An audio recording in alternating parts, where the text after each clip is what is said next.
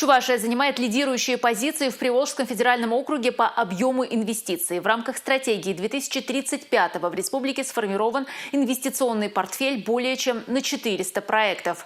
Общая сумма – 284 миллиарда рублей. До конца года в регионе должны появиться новые производства. Об этом рассказал министр экономического развития Дмитрий Краснов на еженедельном совещании в Доме правительства. Сейчас в агентстве инвестиционного развития в разработке 61 проект. Почти половина уже на стадии подписания соглашений. По ним уже разрабатываются дорожные карты. Среди проектов резиденты индустриальных парков. Уже к концу года в Чувашии появится новое производство и начнется сборка машин. В конце августа в ходе визита делегации РМЗ «Горные машины», входящие в структуру Росатома, на территории Чувашской республики планируется создание серийного локализованного производства горной шахтной техники под российским брендом «Арго». Еще один крупный инвестор предприятий из соседней республики уже запустил первый цех в Новочебоксарске. Там трудоустроены 100 человек. Завод получил статус резидента особой экономической зоны. Решается вопрос по предоставлению земельных участков двум инвесторам, которые планируют вложить в бизнес по миллиарду рублей. Скоро появится еще одно уникальное производство медицинских изделий. Инвесторы выбирают между Канашом и Новочебоксарском. Обсуждали производство медицинских изделий. Производство уникально, аналогов нет. Соглашение подписано, подтвердили намерение реализации этого проекта.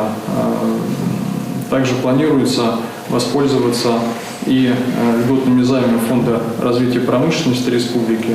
Сейчас Минэкономразвития планирует провести в муниципалитетах стратегические сессии, чтобы наладить работу с местными инвесторами, рассказать о тех мерах поддержки, которые есть в Чувашии. Мы с вами должны работать с эффективными составляющими и тратить силы на те проекты, которые дадут эффект и которые вообще имеют перспективу реализации. Я просил бы Агентство инвестиционного развития активизировать вместе с Минэкономразвития и отраслевыми министерствами, естественно, с администрациями, усилить работу как раз вот по оценке объективности данных и с точки зрения на реализуемости проекта.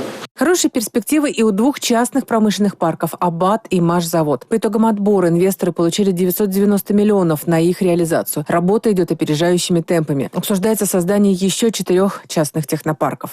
Общая стоимость заявки порядка 1 миллиард 700 миллионов рублей. Это технопарк Бреслер в городе Чебоксары, технопарк, новый ресурс в городе Канаш, площадки агрегатного завода и технопарк «Волга-Хим» в городе Новочебоксарск. В рамках индивидуальной программы социально-экономического развития планируется создать индустриальный парк в Батаревском районе и Новочебоксарске. Потенциальными резидентами станут 16 организаций. Стоимость проектов более 4,5 миллиардов рублей. Олег Николаев отметил, что важно координировать работу с инвесторами быстро, без волокиты и в онлайн-режиме. Татьяна Молокова, Игорь Зверев, Республика.